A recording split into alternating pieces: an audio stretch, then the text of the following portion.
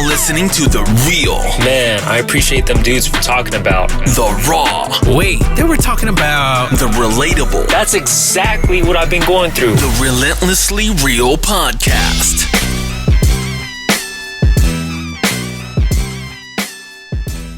Welcome to part 2 of our conversation with Alecia about mental health awareness during COVID. We're going to go ahead and tune in right now for part 2, so stay tuned and enjoy the show. That's really good. I think that's I've heard Jay-Z say it, something similar to what you're saying, where it's like, he's like, man, like if you didn't have happiness before, money won't make you happy. Yeah. You know, like it's like you can't buy your way to happiness, right? Yeah. So it's this idea of like, it's, you know, it's an illusion. It's a smoke screen. It's a lot of those different things that, you know, and look, I love talking about money, finances, growth, you know, pushing yourself, leveraging yourself, you know, not over leveraging yourself. All those things matter to me a lot. Yeah. But even with that being the case, like you said, like Jeff Bezos is no longer married to his wife. You know what I mean? If I made, you know, $500 million, but I didn't have Jovita, was it really worth it? If my daughter don't want to talk to me no more because I have the money. Right. You know, so you gotta keep it on perspective, but what social media does not allow is any perspective. It allows you to have everyone's perspective. And like you just said, like, man, I hated that. I hated those posts too, but like you said, I got it too. I hear what they're saying. Yeah. Like you don't have a business after this 3-month turnaround, then you stuck in life. Like, dang, I mean, like, bro, you're lazy. Yeah, you were lazy AF, and then on top of that, time was never the issue. You was the issue. It's like, dang, like, all right, well, hurt all my feelings. And it's crazy because it's just like the phrase is happiness depends on happenings. So if nothing is happening, I'm not happy right now. And that's what social media is, nothing but a bunch of things happening. Yeah. That's all it is. And like, but you don't know, you don't see what it took to get them there. Right. You don't know if they're really there. You don't know what happened after they took that post, that picture. You don't after they took that video. You don't know how much money, like, and I'm just being like honest right now. Like the thing for me, I take so many trips is because I find fulfillment when I travel. Like I tell people all before, I wish I had a job where I did travel. Something about that, like even what you're doing, Alecia, right now, like, oh my God, like that's just so amazing to me. Like I wish I had a job where I travel. That's just how I'm wired, which is why I like going places. But people's like, oh yeah, you gotta have money. You don't know what the things I sacrifice to take these trips, right. And maybe you wouldn't do it, but I do it because it keeps me mentally prepared to keep going, you know. And my wife has come to understand it too. Like I see why you want to go, because it's like one trip for me can keep me energized for the next 30 or 45 days to fight almost anything, and then I got to go again, you know. But one of the things I'm starting to realize is that, as John was talking, is like, and I guess me getting older is realize the person's approval who I urge for the most is my family's. Like outside of that, like, you know, like when I used to compare, I don't have this yet, I don't have this, that, and Tanisha, like, well, you don't need all of that. I don't need all that. I don't want all of that. Like, like you may think you're not here yet, like, but you may like we're good. Like, you know, calm down. We're good, like, you know. And one of my closest coworkers, she has this. I finally caught on what she was doing, but she has 3 kids, and she videos her kids like nonstop, like all she has is her kids, and she has this thing called Buy Them Nothing. And what she shows is that her kids are just having the most amazing time, and she's probably bought like nothing for them, like, you know. And she has bought things, don't get me wrong, but she's highlighting the things that she's done to show that you don't have to give them these trinkets. These kids are like elated because of the quality of life that this mom is spending with these kids, and the dad is spending with these kids. And like every time I see them, they're doing nature walks, they're rolling on the ground, they're playing in boxes they might have got shipped, they're sliding down boxes. Like they're doing the most cheapest things to have. But when I say these kids are probably like living the absolute life, they're gonna have so many memories when they got older. And she says she's Buy Them Nothing. And I'm like, yo. And just the other day, my daughter is like playing in a box, like literally playing in a box. I didn't bought her birthday's this week. I didn't spend all this money into this and this and that. And I know a week later that joint is going to be in a closet, like shoved in. Meanwhile, this box has been here for 3 weeks, and she comes down the steps and she wants to get in the box. Aww. And I have no idea why that's so much fun. But she's like, "Daddy, can you record me in the box?" She just wants that, and so I'm realizing that we put stock in what we see other people buy, and we put in what other people do. And like you said, the things that are most meaningful is the connections. Those, like, and it's just, that's why I think sometimes counseling helps, because you, at that moment, you are connecting with somebody. And I feel like that's like part of, I think it might be Maslow's hierarchy of needs. Like, I hope I'm saying person, but food, shelter, clothing, and connection. That's what we need. And it's so funny that all 4 of those things, they are connected in themselves. Like if I don't have food, if I don't have shelter, if I don't have clothing, if I don't feel connections, if any of those are out of whack, they can lead to depression. And like it's like any of them. Like, and which is why I said again, I feel like our people, anybody can struggle, but we struggle the most because those things are still, we're at a point where we're like the majority of us are not wealthy. The majority of us are not rich. The majority of us do not make 6-figure incomes. The majority, we just don't. And so it's just like, I'm a believer in counseling. What you're saying, T, and what you said, Alecia, based on the posts and things like that. During this COVID time, it's like, when have we ever been allowed to do nothing? Like, during this time, we're not required to do a lot. Yeah. And it's okay to wake up and do nothing. Yeah. Like, I get up and I'm happy that I can literally just do nothing. I don't have to worry about fitting in agendas. I don't have to worry about going out, seeing people. I don't have to worry about, just doing anything. Like, I can literally wake up, go make a cup of coffee, and lay and lounge all day. Like, this is the time when we can do that. We don't have to worry about getting up and commuting in the daily life that we have been living. Yeah. Like, during this time, majority of people are working from home. We're paying all this money to live in these houses, but our lives are so filled outside of the house. Yeah. Like, I can enjoy my house now, every piece of it. Like, I can go sleep in the guest room just because, or right. But it's like, it's Can okay. Tony, flex on us, Tony. Flex on us, bro.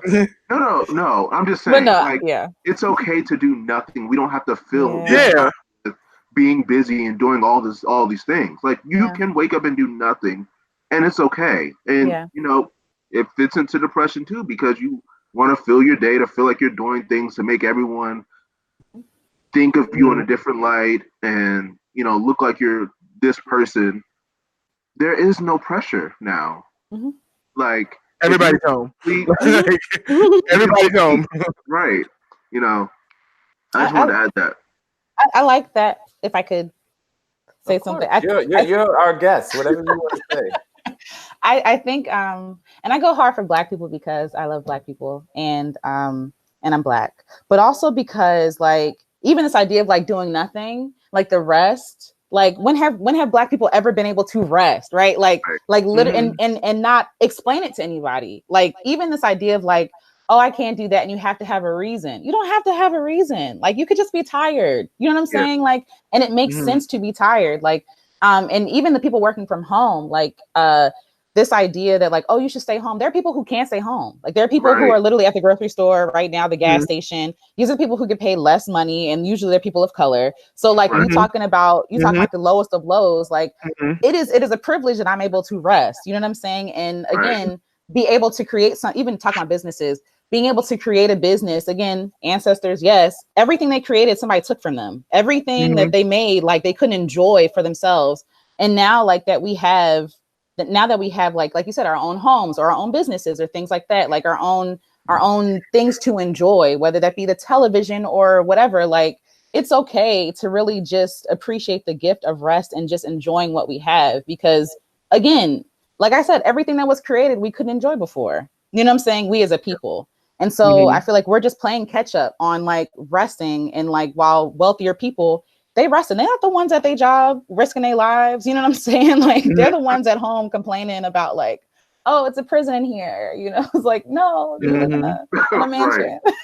Like, definitely, you know, this COVID has taught a lot of people lessons, I'm sure. I mean, oh yes, I have slowed down. We all have slowed down, and I mean, even in the sense of just enjoying your house, like you were saying, Tony, like not even just enjoying your house, but enjoying the outside, like the beauty of trees and the lawn and this and that. And like you watch your daughter, and your daughter's happy. She goes, you know, my daughter's happy because we're home. Like we've never had this much time together as a family. It's encourageable because this is something that has unprecedented in our like whole existence. Have we never been able to slow down to this extent and see our family for who they really are? Like really look at every micro action that they're doing. We're like, oh, I see. Okay, well, I didn't know you did that. Okay, now you're learning. Some people are relearning their families, relearning their spouses, relearning their family constructs. You know, I'm actually nervous. I'm more nervous for you, John, because your daughter's like still young.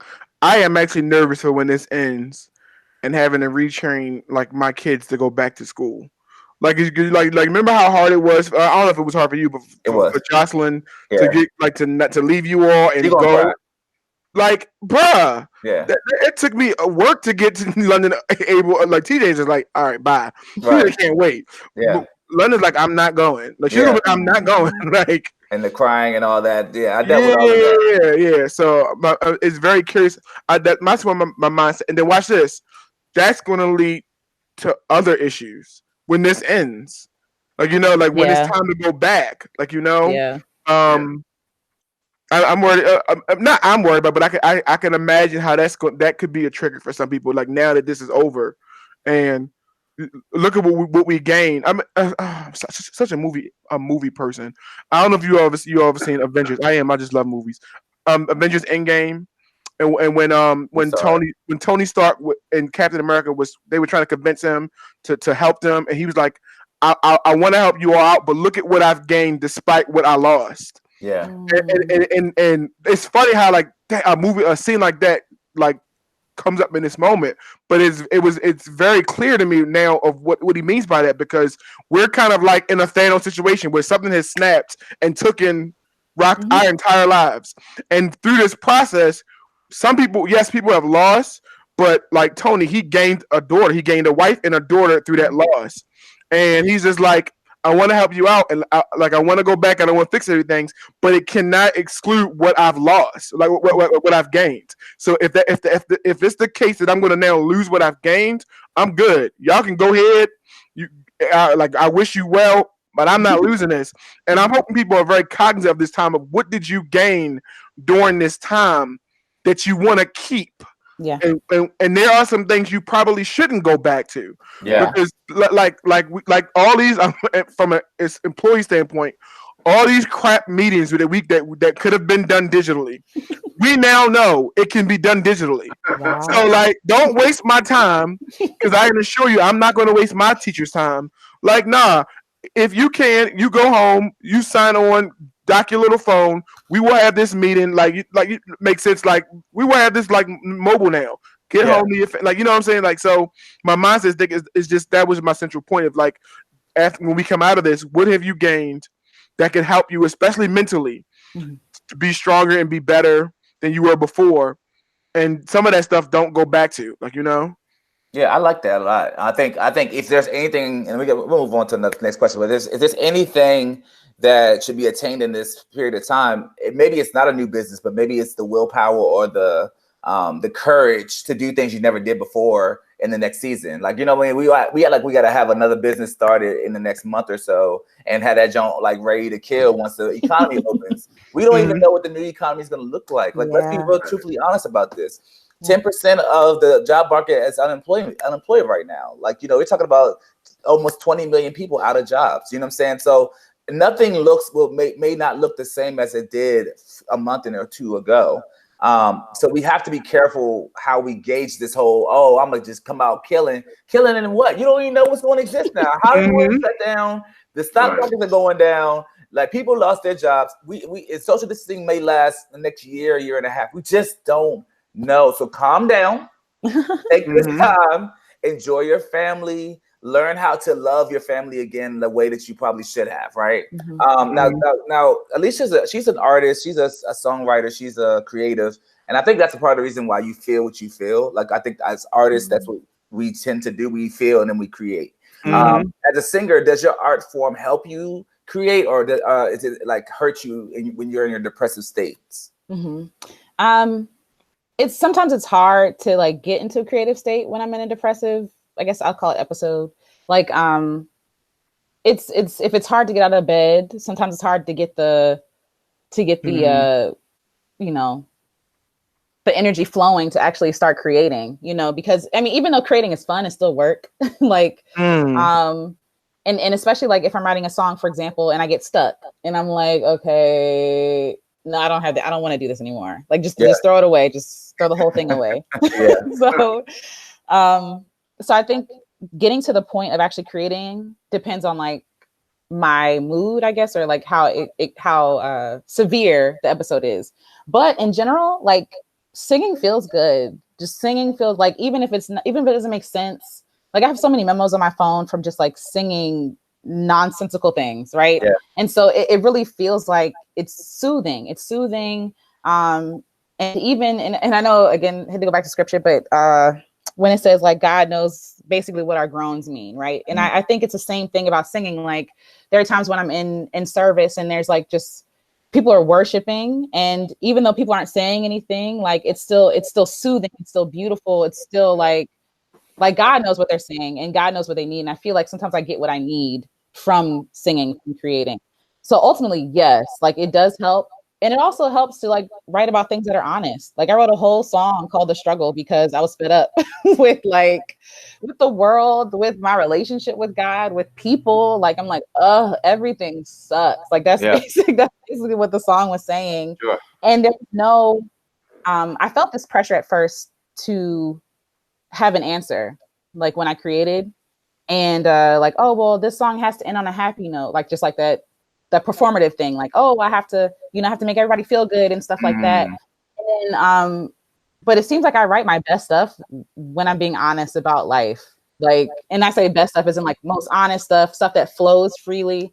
Like the song Struggle, like when I wrote it, it was just like word vomit. Like, I was just going in like, God, what the heck? You want me to love all these people, but they're trash. Like, they're horrible people. Like, like, you know, like, or, you know, everybody has their own type of, you know, Christianity that they want to follow. And I'm supposed to be like, hey, you know, no, like, I'm sick of it, you know, or I want to do what I want to do. I want to drink. You know what I'm saying? I want to be wilding out like everybody else. I hate that I have to live up to like this standard that you put for me. And like, and my life sucks. And so why is everybody else's life, you know, like popping off and like being amazing and people are doing whatever they want to do?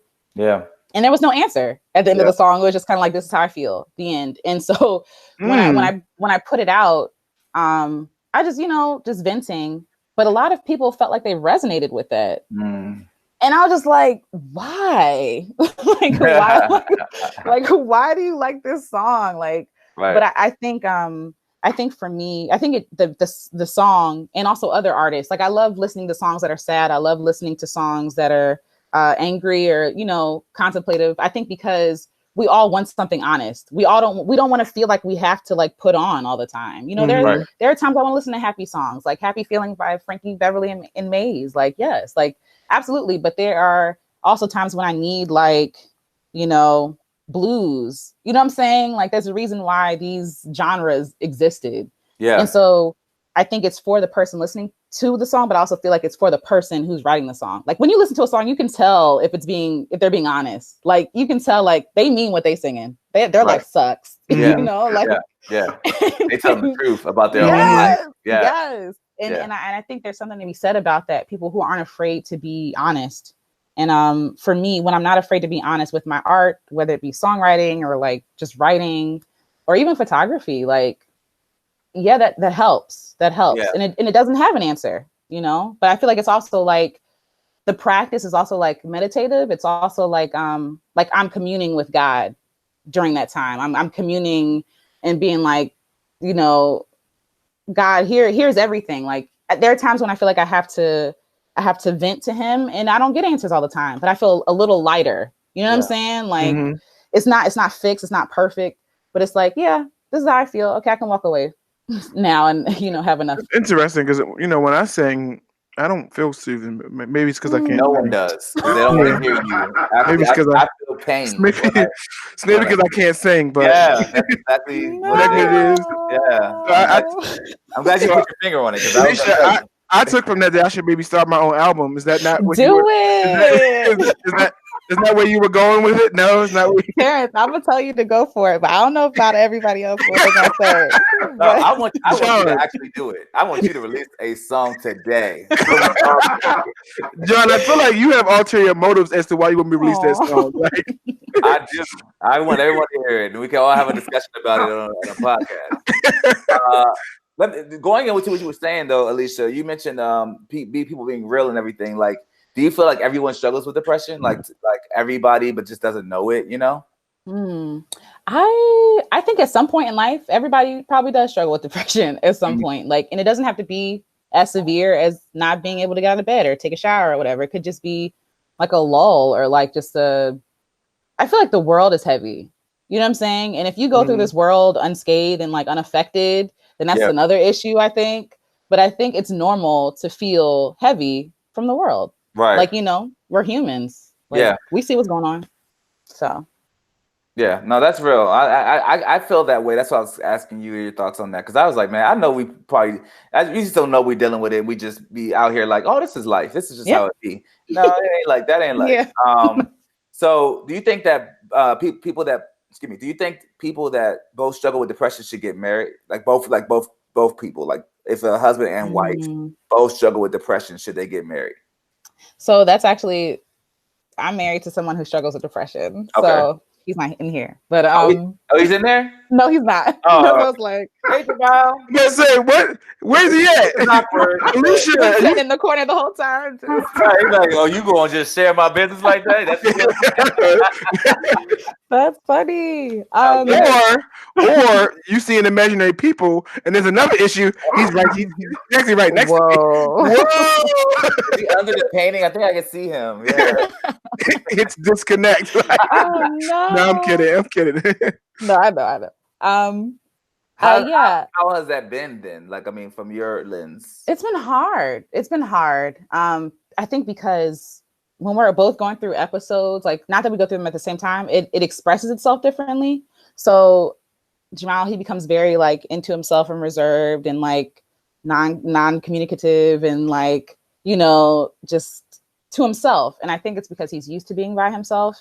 But for me, like I'm more needy. I think I think I'd be like, yeah, I'm not feeling too good or whatever, but I need you next to me. And I think for him, like he's very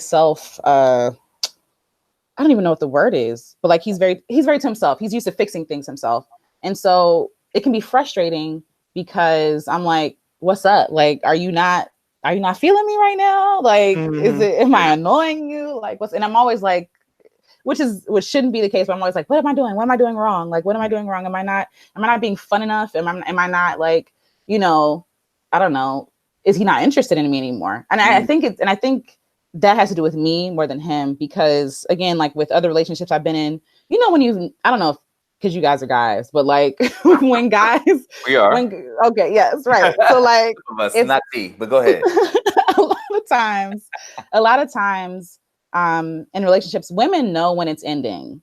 Like we can feel it. It's like they're losing interest. They're not being as responsive as they used to be or whatever. And then like guys usually like deny it and they're like, oh no, everything's fine. And then 2 weeks later, LOL, just kidding. I actually want to break up, you know? And so like we have that intuition. And I think for me, like I automatically go to them like, oh my God, is he tired of me? Like it's only been like, you know, so many years or whatever. Like, is he tired of me? It's been 18 years. Do you still like me? Are you still? But I think people don't think that even happens in marriages. I hate it. Dude, calm down. I hate it. Like I hate it. And Alecia, it's so funny, Alecia, because I don't think that's what's so funny. I don't think I'm actually. I hope you should find comfort in that. I don't think that's just a you thing. I'm sorry. I'm gonna be very blunt. I think that's a woman thing. Okay. I'm gonna be perfectly honest. And it's just like I have to tell, like, you know, my wife often, like, yo, if we had a debate or argument, that's not me walking out the door. Like, if I disapprove of something that you did, like, or like we'll spend 5 days together, and then the next day, like maybe I'm downstairs do you still want to be like? Shut up! Yes, girl, you are still the apple of my eye. Shut up! Like, I get it though. I get it. It's funny when you say I do get it. It's so funny because John and Tony and Mike would like. That's why I love them because it'll be and with me by myself, I'll just be like, if you don't shut up, and I won't comfort that emotion. Right. But so hearing you and John and Tony were telling me like, yo, T, you foul, yo, like if you don't go comfort that girl's emotion, right. Like, and it was like, yo, I don't want to, like she should know, yo, I'm here, like no, Terrence, she doesn't. No. That's Terrence is like, I didn't pack my bags. I guess like where am I going? But you can leave before you leave. Like that's the thing. It's cheaper to keep her. That's Terrence. but don't be having no thoughts. Hey, like we don't be thinking nothing about like leaving you, girl. No. We are not thinking about that. At this point in my life, I'm not thinking about leaving you. I can't. I'm a little heavier. I'm not thinking about replacing you. I'm not thinking like no. Oh my god! But Alecia made a good point is that you leave before you leave, and so which is we've talked about that a lot on this show. Yeah, we have and spouses and all. So when you're talking about the whole COVID, I mean not COVID thing, but just in dealing with depression, and you guys both have a depressive state going on, how do you handle both people? It never coincides, or it does sometimes. Like how do y'all handle that? I think for me, I think it has happened at the same time. I think for me though, I'm more and I say this not to say that Jamal's not like serving, because I think he serves me like when, like how I mentioned before, like just like lay with me, just be here with me. Like if I'm having like a bad day, okay, he'll put on cartoons and we'll just sit in bed all day and we'll eat pizza and we'll just whatever, like see how it goes. I think for him, he it's like it's harder because he keeps going. Like he doesn't like I stop. Like I'm like, okay, I can't do nothing right now. But for him, like he's like, okay, I'm gonna keep going, but I'm gonna be emotionally distant. I'm gonna be more quiet. I'm gonna be like self-reserved. And for me, it's like, unfortunately, he's had a lot of instances where it seemed like the people didn't care about what he felt. You know what I'm saying? Like, so for him, he's like, I'm just not gonna burden you with what's going on in my head. And I'm like, no, I'm your wife. Like, I care. I want to know. Tell me everything. Like, I want to know every detail of your day. Like, and even the difference in that, like when we're talking, I just tend to go on these long tangents. I give every detail, side story, backstory, all this stuff. And like, you're kidding. And for Jemiah, woman, you do that? Don't do that. I can't believe it. Don't do that. But like Jamal is just very in and out. Like even like it's like a Target mat. When women go in Target, it's like we gotta, versus like men's like lotion, cash register out. So for him, like I'm asking for backstory. I'm asking for like, okay, well, why do you feel this way? And then like also letting him know like it's okay to feel this way. Like like you're not less of a man. You're not less of like a Christian or less of a husband or whatever because you're having a bad day or because you're going through like a depressive state. Like, what do you need? And I think for me, it's just harder to serve him in that way because he's so to himself. That's good. So yeah. That's good. We're wrapping it up soon, but as we're dealing with the whole COVID thing, what practical steps do you do to lessen your anxiety or depression? Like, what do you do so you're good? Yeah.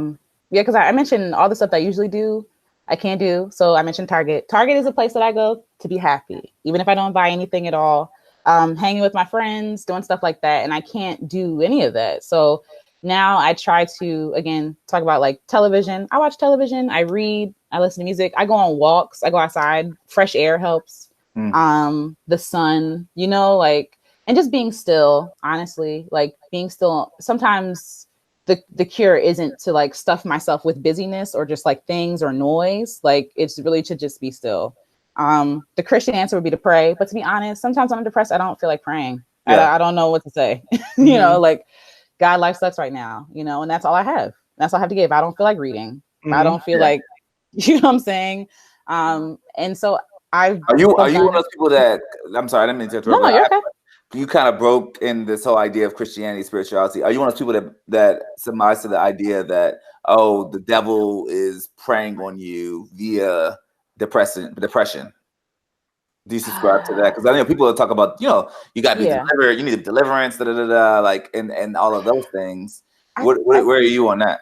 I think yes and no. I think, like I said, life sucks sometimes, and sometimes it's just a natural thing. It just life sucks. But also there are times where I felt very unnaturally heavy. Like it doesn't make sense. There's been no trigger. You know what I'm saying? There's been nothing that has happened to really put me in this place. And there have been times where it just seems like life is falling apart. And I do think those can be spiritual attacks. I do think that that's the case. But I want to say that without neglecting the fact that it's very human too. You know what I'm saying? That like to take the natural away from it. Cause I feel like when people talk about like deliverance and stuff, again, you're putting the onus on like the person and you're kind of invalidating their experiences and their thoughts. I think sometimes when people can say that. So yes, I do believe that definitely like scripture talks about like a heavy spirit, the spirit of the cloak of heaviness, or like the, you know what I'm saying? So yeah, absolutely. But at the same time, being real and be like, this thing happened and this is why I feel this way. That's still relevant. That's still valid. You know what I'm saying? Like still makes sense. I think it's both. And I think that's the problem I have with sometimes people who are too hyper religious, and so because they don't understand like even the scripture that they talks about how it's both. It could be Satan or the devil, but it could also be man. Like we set this thing in motion. We've done some things that have jacked this earth up. So it's not like he doesn't need help. Yes, he's already after us. We know that. Like not to be too deep, we already know he does not want you to be joy. He does not want you to be happy at all. But there are things that we do to help him out. Like we to speed that whole thing up. Like, you know, just like if you bring in a bad thought, or opens up the bad thought, yes, he could add to it. Yeah. Some things are out of our control, but just not. It may not be us, but it could be still man that we had no control over, like just policies that are made by our leaders. Because I get depressed at that. I get depressed, like that's why I had to turn CNN off. And I love CNN, but I think I was talking to Johnny the other day about that. Like I get very depressed just watching our government fail. Like, you know, because I do have a passion for government. So it's just like, that's very depressing. So it's just like, okay, let me just take it off. But they're failing us, you know? And so like, then that, like, you know, so I feel like, yes, there's Satan at work, but then also just horrible human beings who are just trash and shouldn't be where they are, that just make it worse. And then go ahead. No, you go ahead. No. I was just gonna say, like, and then it gets even more complicated because like even like the trash people and like the trash things that they do, like it's even though it is natural, and I don't want to deny that, like, yeah, people are just can be garbage, but like at the same time, it is the enemy, right? Like if we talk about like if it's not against like even the structures that are put in place, it's all evil. Like it's evil. Like this was even though it's man-made, they lend themselves to like being used by the enemy, right? To put things in place to really like make people suffer, which because of oppressive systems, now they're depressed. You know what I'm saying? So it's like all interconnected. You know what I'm saying? Like, so it's not because people they have free will. Like, even though the stuff is influenced by spiritual things, like I feel like at the end of the day, you still have the ability to be like, and Satan or whoever, like you tripping, like, or, you know, the powers that be, whoever in higher positions. But I think like, I really think it's like this, like I mean, you can't, if you're listening, you can't see, but like my hands together, like, you know, it's very intertwined, you know what I'm saying? With man, but also spirituality or, so. Yeah. No, that's really good. I just think in general, we have to as a culture and especially Christian faith, like we just have to start calling this stuff out as it's happening. Like, I mean, I think it's both too. I think it's a good, it's not an either or, it is a both thing, where it could be that you could one day be delivered from one depressive state. Doesn't mean that you'll always be delivered from every depressive state. You know, like some things you might have to just go through it and fight through it, and in going through it, God will meet you through that. You know, like, how do you know God's a healer except you get a disease and you get healed from it? How do you know that he's a protector, you know, unless he protects you? So those type of things have to, like, we as a culture want to escape everything that's not positive. Suffering is like, we talk a lot about this in Christianity, that, you know, we are supposed to love suffering. We're supposed to look forward to suffering. And that's part of our our daily diet, if you will. Like we should be almost like Christ suffered. Jesus said, like, if I suffer, you will suffer too. Like, so like those type of ideologies we have to like kind of filter out to understand like half of what we're going through. So my thing is not depression, maybe as frequently as your thing might be depression, but my thing could be other things, right? So we just have to, when it comes to the spirituality part of it, like really understand what lens we're going to look through it from. But I mean, it's hard for me, the whole COVID thing. I agree with Terrence. I have struggled with the whole CNN, MSNBC, Fox News, whatever. Like when I hear of 400, 500, 600 people dying a day, I can't, there's no, like, you should be, if you're not depressed, something's wrong with you. Yeah. Like what sadistic individual is like, man, you know, sucks for them. Like, you know, like we're doing better, like 600, 700. So this is a time where, as a culture, and this is kind of our final thoughts before Terrence does his wrap up. But this is a time as a culture where we have to feel our feelings. We have to know, you know, this is happening, and I agree with Terrence. Like, control it. You should like control your peace. You know what I'm saying? So maybe you might turn it off at some point, but you should still be informed that it's happening. You should be aware that people are dying in the hundreds every day, so you stay abreast of the information. But certainly don't dive down the deep end and just be like, I need to get all things relative to the news so that I'm inundated with all that information. And now I don't know what side is up and what side's down, because now I'm so upset and happy and frustrated with something I can never control. Yeah. The thing that helps me within the last couple of months before we wrap up is, and I started expressing to my wife this, you know, when something's going on, it's like, does this deserve my headspace? And if it's a no, I don't care, you know, like, to be quite honest, like, does this deserve my headspace? Do I need to be impacted by this? No, I don't. Yeah. All right. Well, that sucks. Well, I'm moving on, you know. I'm going to get my coffee and enjoying the rest of my day, because this is not getting it. So that's something protect your peace. That's what I hear you saying. Protect your peace, you know. And so it's funny because I've been on that mindset for quite some time. Of that's one thing that really has helped me dramatically fight my depression, is just not traveling down the rabbit hole.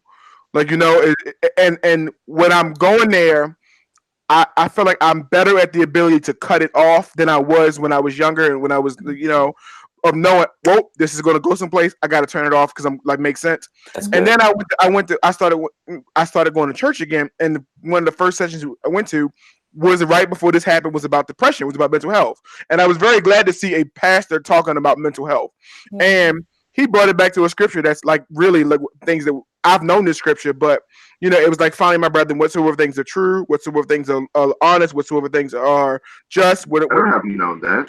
Whatsoever things are pure, whatsoever things are lovely, whatsoever things are of good rapport, if there be, think on these things. And when he talked about that scripture, it was literally like, and yes, some people cannot do this without a counselor, but it starts in the mind. And so if it's like if it's not true, you know, like, seek truth. If it's not true, stop. And a lot of times mental health comes because we start bringing things into our mind that aren't true, like that we don't know if it's true or not, but we start going down it. Like, and a perfect example would be like, we see, okay, something such has what's name has COVID and died, but mental health comes in, is like, oh God, what if I get it? Oh God, what if my mom gets it? Oh God, what if and those things aren't true right now. Yeah. But because your mind is now going down the rabbit hole with that, you know, that's why it becomes a mental health, and it's at that point an attack. And so the scripture is like reminding you to like stick on the things that are true. Like, that's at that moment, that's not true. So just stop. like literally pause right there, pause, you know. And so I like that scripture. It's Philippians 4:7, not to be deep, because like, you know, but be deep, bro. Be deep. Yeah, I like that scripture because it's just like, especially the way the pastor broke it down, was like how that's how you can begin to get yourself out of. And it wasn't like be deep and pray. It was like, no. You need to like literally, it's not true. You know, it's not of good rapport. You know, think on these things, like, because God even knew, if I can't even get your mind away from where it's going, you're done. Like, you know, and so it starts like literally right there, you know. And so I don't know. That's good, T. Go ahead, say. Yeah, Alecia, any final words even before you do that, Alecia? I mean, that what you're speaking to is self-awareness, T. I mean, I love that, and I think that as far as Christianity, I think we're all Christians on here. And with that being said, guys, you know, we definitely, as on the show, we don't always speak from a Christian like slam it down your throat mindset. We always want to be. We're just this is who we are. This is the way we wear Christianity. And so we don't want to drive anything down anyone's throats, obviously, but at the same time, I will say that Christianity is not only right to me, it's better.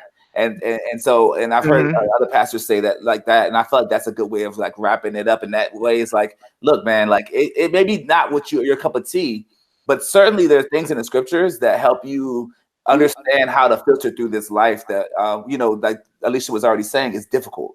And I think God, through Jesus, left the keys to understanding how to navigate through life. And that's what T was just speaking about. And I hope you guys, all your listeners, all of our listeners are just think of it from that lens. Like, you know, think on things that are positive, things that are true about your own personal life, not what is being filtered through your television, through your radio, through your phone.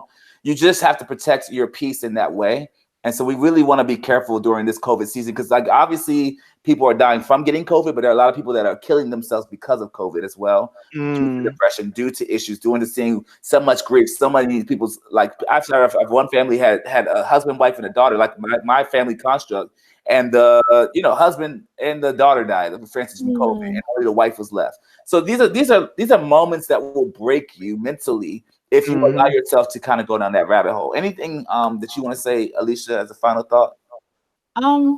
Go to counseling. I think, and it's not, it doesn't have to be like counseling. Like, I think even if you're not struggling, even if you don't suspect to have any symptoms of whatever mental health issue, I think counseling, again, is for everybody. I think maintenance is good. Like, even if you're in good spirits, how to maintain good spirits, how to communicate better to your family, to your friends. Like, there are so many benefits to actually seeking help and counseling. And if you can't afford it, like, put together, a counseling team, whether it be friends or like elders or, and again, they're not licensed or whatever, but at least be around people.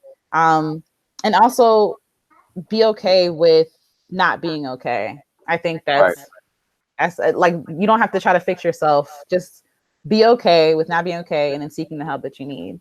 I'm sorry, my daughter has to come in here and she's about to take her nap. Oh, sorry. So she has one quick kiss.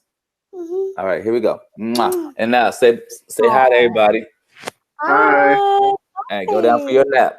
All right. Oh, okay. I love you. I'll see you in a bit. That doesn't go away, John. You got 2 more years of that.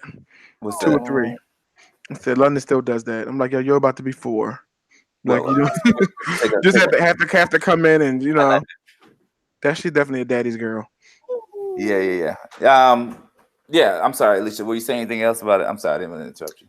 Oh, no. Go to counseling and get a team together if it's not. Well, like, put together. I would also say put together like for people who do struggle with depression, put together like an emergency kit.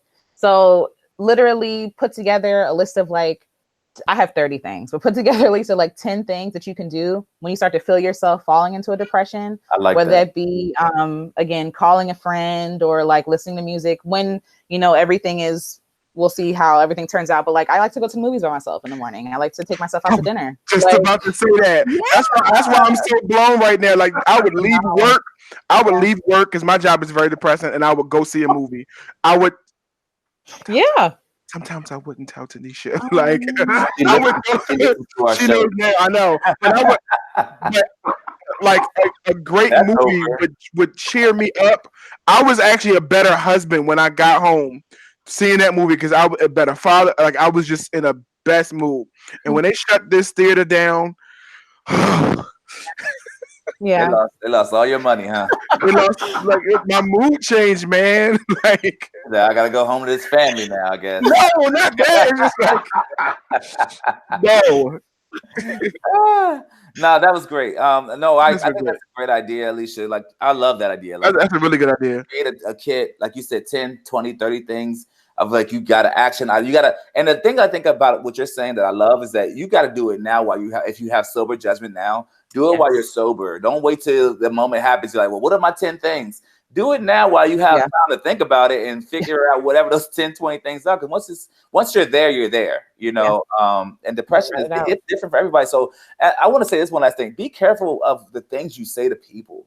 Yes. That can be super damaging. You're thinking that you just fat, you just you don't have a good like just diet concept, or you're not dieting correctly, or you're not working out, you're not exercising, like it's so super popular on social media. Man, I'm just dealing with the fact that I lost this person in my life that was huge, you know what I'm saying? And I didn't even know it was a coping mechanism, or even if I'm talking a lot, like it may look different to you. It may be like, man, the way my wife brought it to me was such a super non-abrasive way, which is like, she was just like, babe, you know, I just been noticing you've been it's an uptick, you know, like I don't mind you doing whatever you do, but like I just want you to be careful. Just that shows I love you, not like, man, you drinking again, you doing this again, man, you doing too much. And our culture has a way of just saying things, and I'm that way as a person too, and I got to be careful to just not just say things that may be rude and offensive, and not just offensive, but just like I'm not even addressing the root of the problem, which is more the depression, not the outward expression of whatever the depression looks like. So, with that being said, John, you just tell me, like, Terrence, you're fat. You're fat. I think you do better, honestly. And you're an alcoholic. The alcohol in the back. First of all, Terrence has a whole bar behind him. Now we maybe not a fat thing. You look pretty good in shape, but you got an entire Friday's backlog of liquors. It's not that much. That's a lot. 4 shelves of alcohol. 4. It's not that much. Okay, Alecia, did you have to? I thought you were about to say something. No. I think, like you said, like being careful what you say to other people. Like to people who don't deal with it, who might not get it, who might not understand it. Like if you don't have, like, literally, like how your parents used to say, if you don't have nothing nice to say, even if you think like it's helpful, don't say it. Like just keep it to yourself. Seek the resources to maybe figure out how to communicate stuff.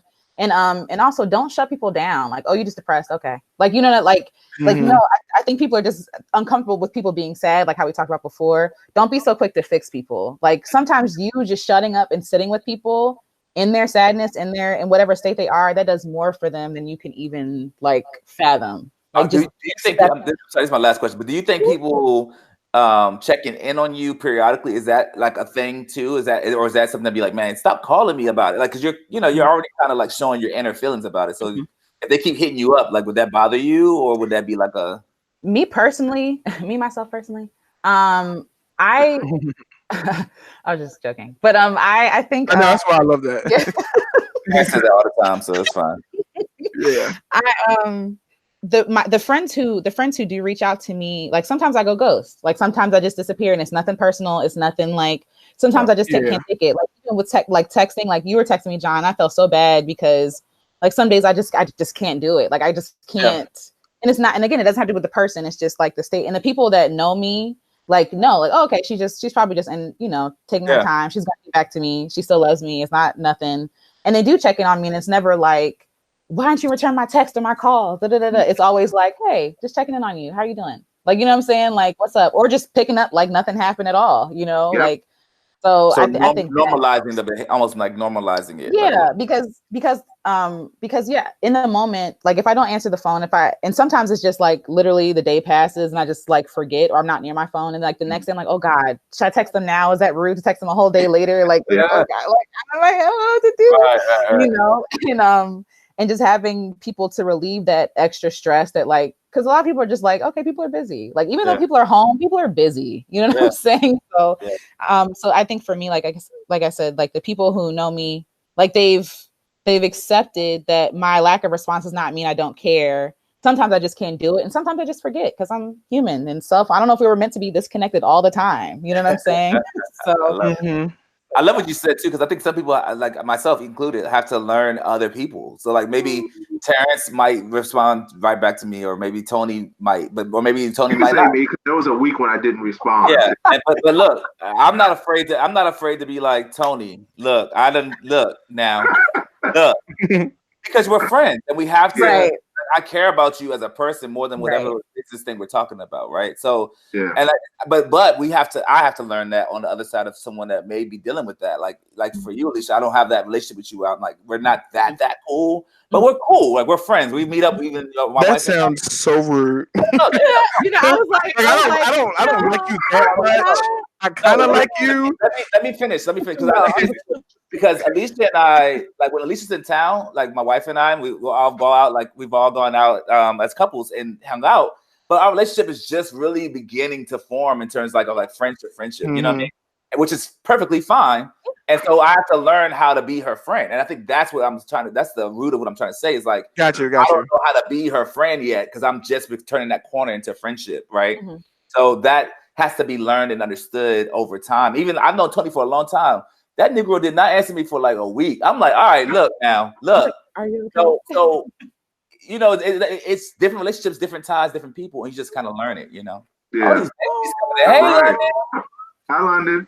She can't hear us. But she sees us. Hey, London. You wave. All your pink on. But you know, that's the important thing. So I think that, you know, thank you for saying that, you know. Yeah. And Tony, answer my text messages or I'm going. I mean, I told you why though. So we're good.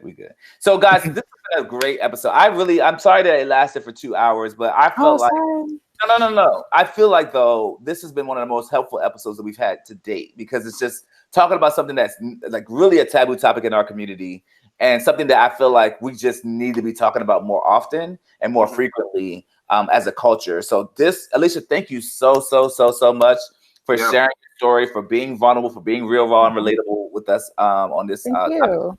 We just want to give you a big hand clap. You know, you can't really hear it like that. I'm just grateful for you add in like an applause right there. Yeah, I put an applause. I know how to edit. Thank you. I'm gonna edit you out. Y'all fancy. But thank you for taking your time and sharing your story with us. And we hope to have you on again. Like you're an artist as well, so we could talk more about that maybe in another episode. But thank you so much for coming on. Thanks for having me. Yeah, of course. Now Terrence is gonna do his real talk wrap up now, guys. Okay, so what is depression? What is depression? The American Psychological Association defines depression or major depressive disorder as a common or serious medical illness that negatively affects how you feel, the way you think, and how you act. It causes feelings of sadness and or loss in interest in activities once enjoyed. It can lead to a variety of emotional and physical problems and can decrease a person's ability to function at work or at home. Depression symptoms can vary from mild to severe and can include feeling sad, having a depressed mood, loss of interest, changes in appetite, trouble sleeping, loss in energy or increased fatigue, increase in purposelessness, physical activity such as handwriting or pacing or slow movements, feeling of worthlessness or guilt, difficulty of thinking and concentrating or making decisions, and of course, unfortunately, thoughts of death or suicide. Now, you may have listened to this entire podcast and thought to yourself, nah, that's not me. I'm good. However, I want you to picture yourself right now, and if you're in a room with 4 other people, then you have a 20% chance of being diagnosed with depression. You see, in the United States, 1 in 5 adults will struggle with a depressive disorder at some point in their life. However, only 41% of those depressed sufferers will receive help for their illness. The biggest reason that mental health advocates cite as a prevention for people getting help for the depression in the U.S. is the lack of sufficient healthcare providers and the prohibitive cost of medication. However, it is essential to keep in mind that depression and other mental health conditions are vastly underreported around the globe. Cultural biases, social stigma, and lack of accessing to screening and treatment can influence rates and is lead to underreporting of depression. It's interesting that I truly used to believe that depression and most mental health issues were not common for African Americans. Unfortunately, I have come to realize that this is false. As a secondary school administrator in a majority African American populated school, I have hundreds of students who've experienced episodes of depression, students diagnosed with bipolar disorder, students who've attempted and unfortunately been successful at committing suicide, and students who hurt themselves or others due to a mental health situation. What I've come to realize that not only is it common amongst African Americans, but we are more likely to suffer from a mental health related problem more than any other race. The Anxiety Association of America has done significant studies on this. Although anyone can develop a mental health problem, African Americans sometimes experience more severe forms of mental health conditions due to unmet needs and other barriers. According to the Health and Humane Services of Minority Health, African Americans are 20% more likely to experience serious mental health problems than the general populations. African American youth who are exposed to violence are at greater risk for PTSD by 25%. African Americans are also more likely to be exposed to these factors that increase the risk for developing mental health conditions such as homelessness or exposure to violence. In the African American community, people often misunderstand what a mental health condition is, and therefore the subject is uncommon. The lack of understanding leads to many to believe that mental health condition is a personal weakness or a form of punishment. Many Blacks have trouble recognizing the signs of symptoms of mental health conditions, such as anxiety, depression, which leads them to underestimating the effects of a mental health condition. African Americans may also be reluctant to discuss mental health issues and seek treatment because of the shame and stigma associated with such conditions in their community. Men are actually at greater risk because we are the least to seek help. So what's the point of this data that I just gave you? What's the point of it all? It's simple. It's time that we look at mental health like any other health problem. Some of us already think that we're medical experts with these doctorates in WebMD and Google. We Google symptoms all the time. Let's see here. I got the scratchy throat, the runny nose, and constipated for about 2 weeks now. Oh shoot. Damn, Rudy. I got that damn pyelonephritis. Damn it, Faye. I done had this pain and cramping, infection, and bleeding for 3 hours now. I must got the diverticulitis. Listen, like all those sources tell you to call your doctor or go to the ER when the symptoms are consistent or have become worse. We need to take that same advice when it comes to our mental health. It is no different. Let's stop being so damn tough. And I'm going to end this by saying this. It is simple. If you or a loved one have been feeling sad or have a depressed mood for more than a week or two, seek out a mental health care professional ASAP. If it's been 2 weeks and you've had dramatic loss in interest and pleasure of activities that you once enjoyed, seek out a mental health care professional ASAP. If you or a loved one have changes in appetite, weight loss, or gain unrelated to dieting, so it's not about your diet. You have trouble sleeping, or you're sleeping too much, loss of energy or increased fatigue, and these symptoms have lasted longer than 2 weeks. Seek out a mental health care professional ASAP. If you are constantly struggling with feeling worthless or guilty, don't try to tough it out. No, seek out a mental health care professional ASAP. Finally, if you have any thoughts, or if your loved one have any thoughts of death or suicide, even just one incident, just like they say, call your doctor if this is a life-threatening emergency. Please hang up and dial 911. Let me tell you, if you or someone is thinking about suicide, this is a life-threatening emergency. Stop listening to this podcast right now and call 911. Saving your loved one's mental well-being may actually save their life. You are worth it. Oh, that's it. Sorry. Wow, that's good, man. That's good. Yeah, what Terrence said. That's good, man. I think you pointed in the right direction, guys. Thank you so much for listening to our podcast today. You can always follow us on Facebook, Instagram, at Relentlessly Real Podcast. Again, that's Relentlessly Real Podcast. And as always, if you want to submit topics, you can submit it to relentlesslyrealpodcast@gmail.com. Again, that's relentlesslyrealpodcast@gmail.com. You guys, we are just here to discuss things that are relevant to the culture, discuss things that are relevant to your lives, and maybe illuminate things that you may not know about yourself or your community or what have you. So we're here to discuss those things in a real, raw, and relatable way. So again, thank you guys for listening. All right, my name is John. I'm Antonio. And I am Terrence. And Alecia was here too. Thank you for listening to the Relentlessly Real Podcast. We'll talk to you guys. Peace. All the fire